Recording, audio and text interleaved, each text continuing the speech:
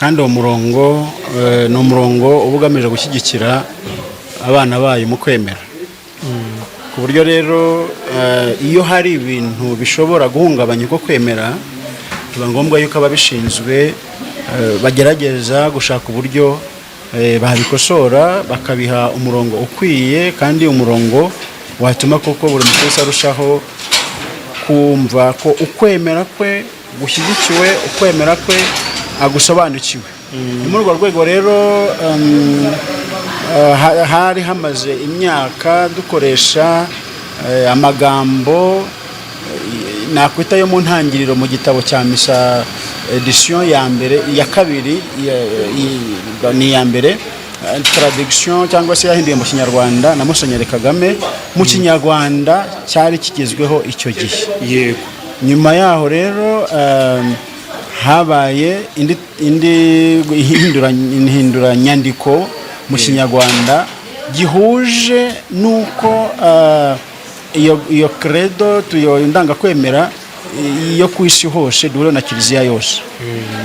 Ubwo rero mu kubihuza ntabwo habonekaga abantu bafite indirimbo zihimbye zikurikije ayo magambo, mu buryo rero bwo gushishikariza abahanzi ngo babyibuke. Bituma dufata melody cyangwa se ururirimbo rwa rusanzwe ruzi, ducengezamo amagambo agezweho cyangwa se amagambo y'indanga kwemera muri traduction nshyashya, hanyuma abepiskopi bayiha uburenganzira kugira ngo isohoke. Icyo gihe rero ni ukurinda umwimerere w'ukwemera kwa Kiliziya, kugira ngo abakristu nabo babyinjiremo, kandi n'abafite ingabire y'ubuhimbyi nayo babyinjiremo. Ahubwo icyo umuntu yasaba, kuva tugenda dusobanukirwa, tugenda tubona amakuru mashya kandi meza, abo bahanzi bacu, abakristu bacu b'abahanzi bakwiye kwinjira nabo noneho bagatangira kudushakira indirimbo cyangwa se ururirimbo rurimo ariya magambo uko ari, kuko ariya magambo nyine agize donc indirimbo igize igikorwa cya liturujia, amagambo yayo ntabwo ashobora guhinduka, ntacyo ugabanyaho nta n'icyo wongeraho. Ni muri urwo rwego rero Padiri ndasobanukiwe, no kuvuga kubera ko mwe mwavuguriye amagambo yo muri miseri, mwagerageje ku-updatinga. Oya, ntabwo twavugura amagambo yo miseri, ahubwo twafashe ururirimbo turuhuza n'amagambo yo mu gitabo cya misa gikoreshwa ubu ngubu. Icyo cya misa nicyo nari nise miseri, ngo ndibeshye.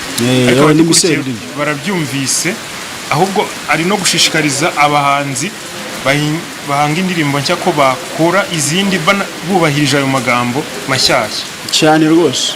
Amagambo donc indirimbo ziherekeza ibikorwa bya liturujia tukunze kwita ibisanzwe bya misa. Ni ngombwa kubahiriza ariya magambo, ntacyo ukuramo nta n'icyo wongeramo, kuko n'umwimerere ni n'umutungo nakwita w'umwimerere wa Kiliziya Gatolika. Hari ahantu cyane cyane mu cyaro no mu mijyi birashoboka abantu b'abahanzi bagenda baza, ugasanga asomye nk'amagambo wenda, cyangwa se abyutse yumva inspiration ifite leta himba indirimbo, ndetse bagacyo yigisha na korali yaho iwabo bagatangira kwikoresha mu Kiliziya. Ese byagombye kugenda bite? Abantu ngiye mbita inkubaganyi ni abanyamakosa. Niyo waba ufite inganzo imeze ite, ntabwo ushobora gufata ikintu kigusohotsemo ako kanya ngo uhita ugitangaza ako kanya, kuko icyo gihe byanze bikunze hashaka kubamo ikosa. Ariko iyo uyifashe nibyo iyo nganzo iraje, ukongera ukayibika, umunsi ukurikiyeho ukayisubiramo, ubona ikintu gishya, bituma ugenda uhuza amategeko y'ubuhimbyi, hanyuma ukagenda unoza ikintu. Ikindi burya ntabwo ari byiza yuko iyo nganzo yaza nurangiza ngo uhite. Burya abahanzi nabo bagombye kugira ikintu cyo kwicisha bugufi, kuko urwo rurimi ukoresha cyangwa se iyo nganzo iba yaje, hari igihe amagambo uyaza ariko ntahure n'amategeko y'imyandikire y'ururimi. Iyo uhaye mugenzi wawe ngo akurebere, byanze bikunze ibyo bintu arabivumbura, hanyuma akanagufasha no kugira ngo ibyo bintu ubihuje neza. Aba bantu rero ntabwo ubundi byari bikwiye, kuko niba wumva ari indirimbo yakoreshwa mu bikorwa bya liturujia, ibyiza ni uko wakwegera ubuyobozi bwa paruwasi bukuri hafi ukabereka ayo magambo, ukabereka n'urwo ruririmbo rwawe kugira ngo bagufashe kubihuza, kuko inspiration yonyine ntabwo ihagije, igomba kujyana n'ubundi bumenyi, wenda sinavuga ubumenyi buhanditse mu bya teoloji, ariko hari abandi bantu baba bafite ubwo bumenyi bakagufasha kureba niba iryo jambo wakoresheje mu by'ukuri rifite igisobanuro kizima, udatanga ibintu bikocana. Padiri, muri uwo murongo yarakubajemo Ernest, hari abantu benshi bagiye babigwa muri iryo kosa bakabyuka bagahimba indirimbo bakazigisha abantu bakazifata, hari nabo ubushize ugeze wihanangiriza. Ubwo ni umwanya wo kukubaza, hari ingamba, nize ngamba zihari zo kubimanaginga ku buryo byavaho? Ese nk'uko bitubwiye kuri paruwasi haba hari abantu babishinzwe, cyangwa hari nk'ahantu nyine umuntu ubishinzwe ako nyine akorerayo bazajya bamusanga? Kugeza ubu nta rwego twari twagira rushinzwe kujonjora izo ndirimbo, ariko komisiyo y'imihango mitagatifu muri buri diyoseze nicyo ishinzwe. Mumwe mu mirimo ishinzwe niyo ngiyo, ishobora gufasha abantu, ariko kwiherera ugahita ubikora ako kanya, haba harimo kugoma, haba harimo gukosa, haba harimo no gushaka rimwe na rimwe kurengera.